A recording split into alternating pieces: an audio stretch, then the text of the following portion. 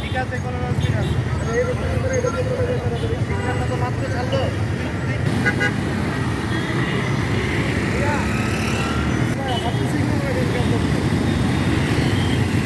আসসালামু আলাইকুম, আমার নাম হচ্ছে মোহাম্মদ জাহিদুল কবির। আমি পুরান ঢাকা থেকে বিলং করি, বাট আমার বাসা হচ্ছে বিজয় সরণির কাছাকাছি। সকালে আমি বের হয়ে দেখি যে বিজয় সরণি এখানে আমাদের কিছু স্টুডেন্ট প্লাস কিছু সাধারণ জনগণ যারা একে অপরকে সহযোগিতা করছে, প্লাস বাংলাদেশে যারা জনগণ ঢাকা সিটিতে যারা বসবাস করে, যারা চলাফেরা করে, একে অপরকে সহযোগিতা করছে। বিজয় সরণি সিগন্যালটা সোফার বাংলাদেশে ঢাকা সিটির সবচেয়ে বড় সিগন্যালের মধ্যে একটা।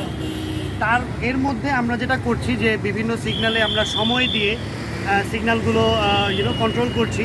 4টা সিগন্যালই 2 মিনিট করে আমরা সময় দিয়ে সিগন্যাল বন্ধ করছি।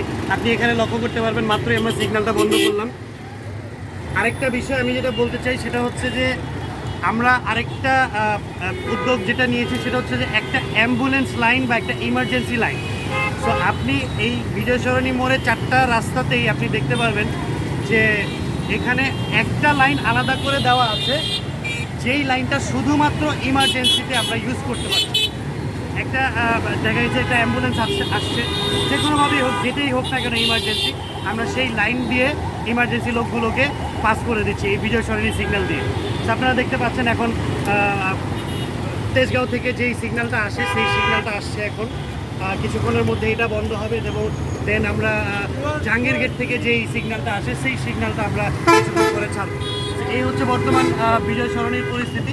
আমরা এলাকা ভিত্তিক ছাত্র জনতা প্লাস সাধারণ জনগণ যারা আছে, যারা স্বইচ্ছায় মানে যাদের স্বদেশ প্রেম আছে, তারাই এই ভলেন্টিয়ারিংয়ের কাজটা করছে, সিগন্যালের কাজটা করছে।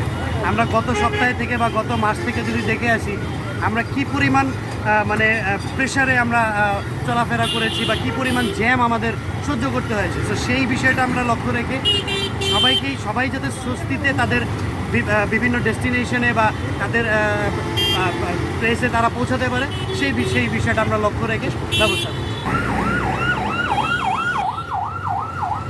গতকাল থেকে আসলে আমরা যেটা দেখলাম যে পুলিশ আসলে নাই বা পুলিশ দায়িত্ব পালন করতে পারছে না। তো এখন দেখছি যে শিক্ষার্থীরাই সড়কে ট্রাফিক সিগন্যালের দায়িত্ব পালন করছে, দেখে ভালো লাগছে আসলে। কিন্তু গতকাল রাতে যা হয়েছে, যে অরাজকতা হয়েছে, এটা আসলে কোনো শিক্ষার্থী করেনি, এটা আমরা বিশ্বাস করি এবং করতে চাই। শিক্ষার্থীরা যে মতো নিয়ে আসলে আন্দোলন শুরু করেছিল, নিঃসন্দেহে তাদের যৌক্তিকতা ছিল এবং তারা সঠিকভাবে কাজ করেছিল।